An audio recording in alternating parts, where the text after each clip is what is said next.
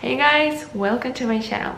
Majority of students want to be smart and invest a lot of time into their studying, but unfortunately this donation does not guarantee you the best result, because as the famous stereotype says, the more time you invest in your studying, the more smart you will be.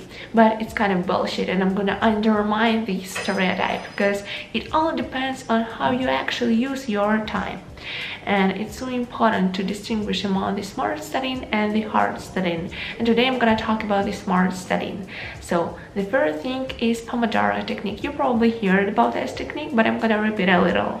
So our brain is kind of interesting contraption that cannot concentrate on something for a long time. If you, for example, are studying for 6 hours, you are actually studying for 30 minutes.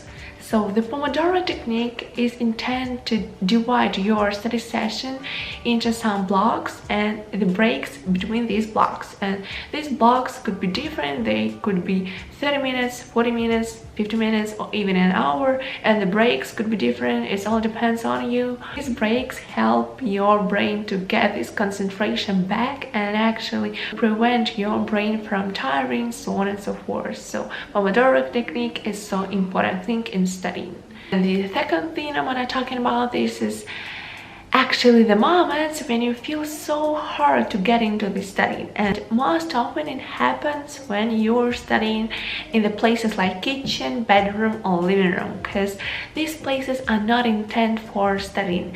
And if you, for example, are studying in the kitchen, you probably will end up eating a sandwich, for example, or sleeping in your bed, or watching a TV in the living room. So if you wanted to study smart, you need to study in one place that is intended for studying, and moreover you shouldn't be distracted.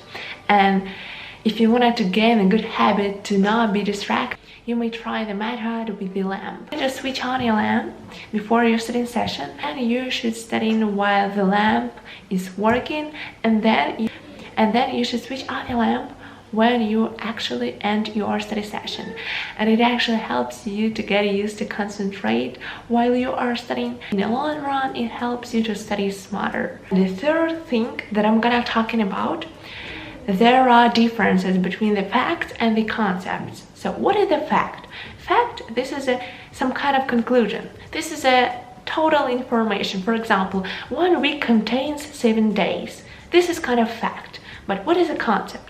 Concept, this is how these days work together. Why it's like that? This is a system that works. Concept, this is a fundamental information, why it works like that. And if you try to memorize the random information, the concepts of what you do not understand, you actually forget it. But if you understand the concept and then repeat the fact, you probably remember it. It's very important to distinguish among the facts and the concepts and work with them in a special order. Firstly, you should understand the concepts and then study facts. And actually the best way for studying is to draw the parallel between the thing you already know and the thing that you are studying now. This is a difference between the recollection and recognizing. Ties to the moments when you're reading something. For example, when you read some paragraph in your books and you read it over and over again, and in the end you realize that you actually remember the whole information. You read this word and you know, oh my gosh, I remember this word, so that I'm actually studying it, so that I've studied that. But it's not the truth. You just recognize this information, but do not recollect this information. If someone take your book and you end up without the book, you hardly could retalk this information. And the next thing that I'm gonna talk, this is a great method if you wanted to study something and remember it for a long run. So it's called like the teaching technique. So if you want to study some information, you should teach this information for someone else. If you do not have anyone who would volunteer for your studying process, you could study the empty chair, it doesn't matter, but you should teach something or someone. You will understand this information better way and you will remember it for the long run. And the last but not in the least, this is our sleeping. While we are sleeping, the information that we got throughout the day is mixing together and goes to the right place. So if we won't sleep enough, we would have the bad memory. It was the all advices from me today. I hope you like this video. If this is true, click the like button, subscribe, and see you in the next video. Bye.